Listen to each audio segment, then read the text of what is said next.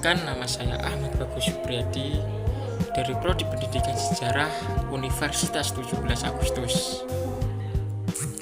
Di sini saya akan membuat video review tentang jurnal yang berjudul Sejarah Sosial Ekonomi karya Syahrul Ramadhani, Pasca Sarjana Universitas 11 Maret Surakarta. Kita akan melihat bagaimana penulis mengangkat tema sejarah ekonomi, rakyat kecil, dan pengaruh modernisasi di masyarakat lokal Indonesia.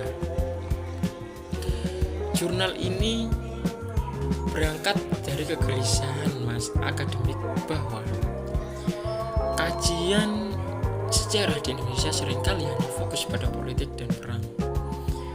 Padahal sejarah masyarakat kecil juga penting. Penulis berupaya memperluas pandangan kita dengan menyoroti dinamika ekonomi dan sosial masyarakat di daerah seperti Jember dan Probolinggo.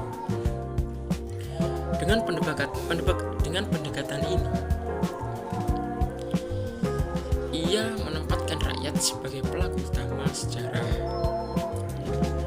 bukan sekedar objek kebijakan. Jurnal ini terdiri dari beberapa artikel yang saling berhubungan. Di antaranya membahas wartel dalam arus perkembangan zaman, yang mengulas perubahan komunikasi masyarakat saat teknologi mulai berkembang. Artikel lain berjudul Pertentangan Perdagangan Tradisional dan Minimarket Tradisional Berjaringan di Jember pada tahun 2006 hingga 2013, yang menunjukkan bagaimana kapitalisme modern berdampak pada ekonomi lokal. Selain itu, ada juga pembahasan tentang dualisme ekonomi Indonesia dari masa kolonial hingga modern. Semua tulisan tersebut menggambarkan hubungan erat antara ekonomi dan struktur sosial masyarakat. Dari sisi metode, Pak Syahrul Ramadhani menggunakan pendekatan historis dengan analisis sosial ekonomi. Ia menggabungkan data arsip, wawancara, hingga dokumen kebijakan lokal. Pendekatan ini membuat karyanya kaya akan konteks dan data empiris. Meskipun beberapa artikel belum menjelaskan langkah penelitian secara sistematis, pendekatan interdisipliner seperti ini justru menjadi kekuatan utama jurnal tersebut. Menurut saya, karya ini memiliki nilai ilmiah yang tinggi karena mengangkat sejarah dari bawah, dari masyarakat biasa yang sering dilupakan dalam kajian sejarah nasional. Penulis tidak hanya menulis data, tetapi juga menyampaikan empati terhadap beban sosial yang dialami masyarakat kecil. Meskipun masih perlu perbaikan metodologi, gaya penulisannya yang naratif dan reflektif membuat pembaca mudah memahami apa isi jurnal ini. Jika dibandingkan dengan jurnal sejarah lainnya, karya ini mempunyai ciri khas tersendiri. Kebanyakan jurnal fokus pada politik, elit, atau kebijakan besar.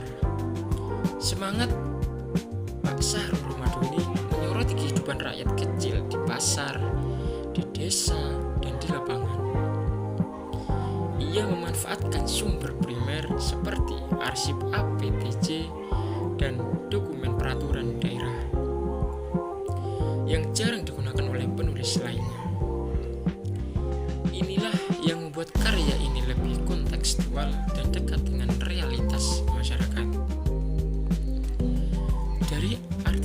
Dari review artikel ini, keseluruhan, jurnal ini menunjukkan bahwa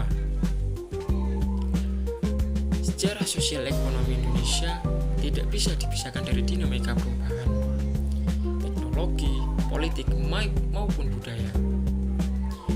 Penulis berhasil mengaitkan berbagai aspek, mulai dari teori historiografi, les analis, perkembangan ekonomi lokal, hingga konflik antara kapitalisme dan ekonomi rakyat.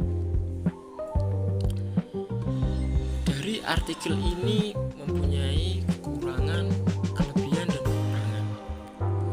Kelebihan dari jurnal ini yaitu mempunyai kemampuannya dalam menghubungkan peristiwa lokal dengan teori global, serta memperlihatkan bahwa sejarah bukan hanya tentang masa lalu, tetapi juga refleksi terhadap kondisi sosial masa kini.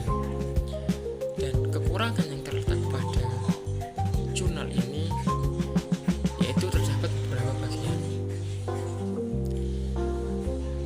Bagian masih bersifat deskriptif dan belum mendalam dalam analisis data kuantitatif. Namun, secara umum, jurnal ini masih diapresiasi sebagai kajian sejarah sosial ekonomi yang komprehensif.